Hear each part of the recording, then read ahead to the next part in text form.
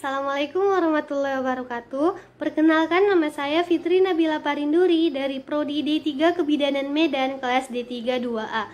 Nah, di sini saya akan menjelaskan mengenai persalinan. Sebelum masuk ke materi yang lebih dalam, kita harus lebih tahu dulu terlebih dahulu apa sih pengertiannya persalinan.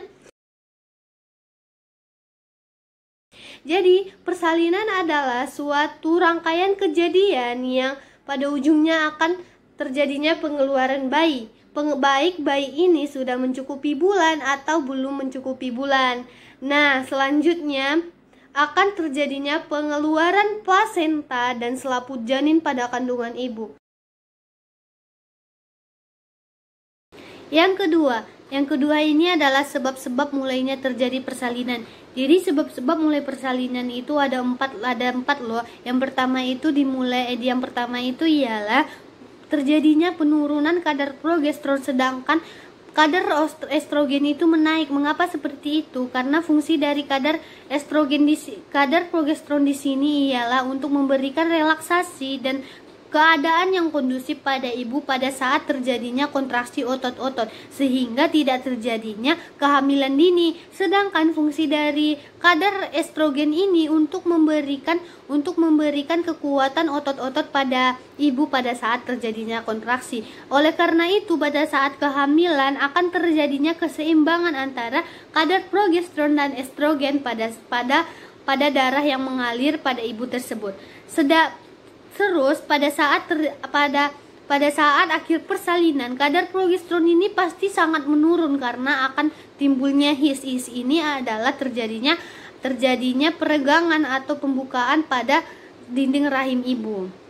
Terus yang kedua, karena adanya teori oksitosin. Teori oksitosin ini sangat penting pada saat akhir persalinan, pada saat ingin terjadinya persalinan. Mengapa seperti itu? Karena kadar oksitosin inilah yang memberikan kontraksi otot-otot pada rahim ibu sehingga mempermudah ibu untuk menjalani persalinan. Yang ketiga, karena adanya keregangan otot-otot. Keregangan otot itu terjadi karena kehamilan yang semakin menurun ke pintu atas panggul ibu. Oleh karena itu, otot-otot dari janin ini sudah semakin bereaksi. Oleh karena itu adanya keregangan otot-otot. Terus yang keempat adalah pengaruh janin. Mengapa terjadinya pengaruh janin? Karena adanya kelenjar hipofis dan suprarenal janin. Rupa-rupanya itu memegang peranan yang sangat penting. Oleh karena itu ada anencefalus ya, kehamilan sering. Oleh karena itu maka kehamilannya itu lebih sering lama. Sepertinya biasanya itu seperti itu.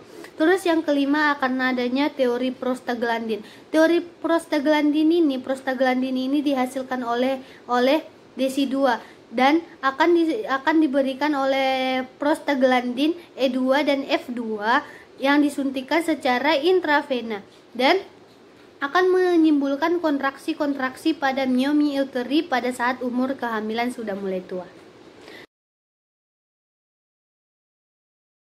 Yang ketiga ini adalah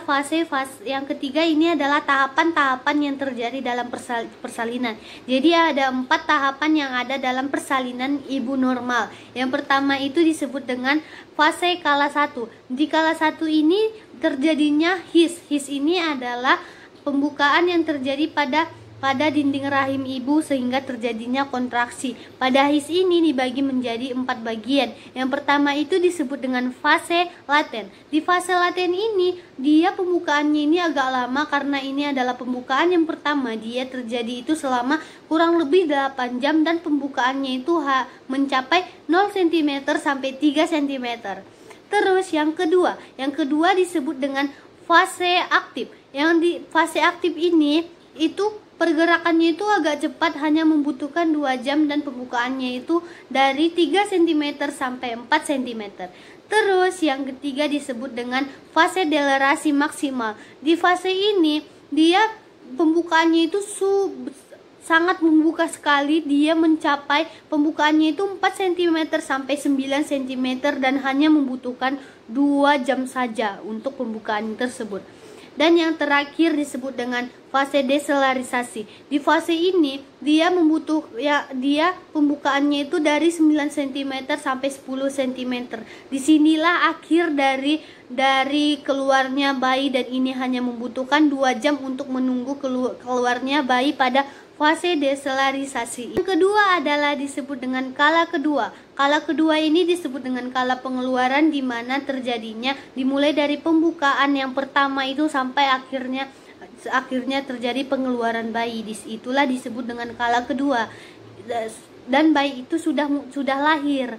Yang kala ketiga adalah disebut dengan pengeluaran plasenta atau uri-uri. Jadi di sini akan terjadinya pengeluaran plasenta yang membutuhkan waktu kurang lebih 2-4 jam dalam pengeluaran plasenta tersebut. Dan di sini biasanya itu mulai mengeluarkan banyak sekali darah karena terjadinya pengeluaran plasenta tersebut. Terus yang keempat disebut dengan kala pemulihan. Di kala ini terjadi selama 1-2 jam. Di sini terjadi kala pemulihan karena di sini sudah mulai tubuh ibu itu sudah mulai membaik dan terjadi pada masa-masa sebelum terjadinya persalinan. Dan di sini itu banyak sekali darah yang keluar. Yang keempat adalah asuhan yang diberikan bidan pada saat persalinan. Jadi apa saja sih asuhan pada saat persalinan ibu hamil?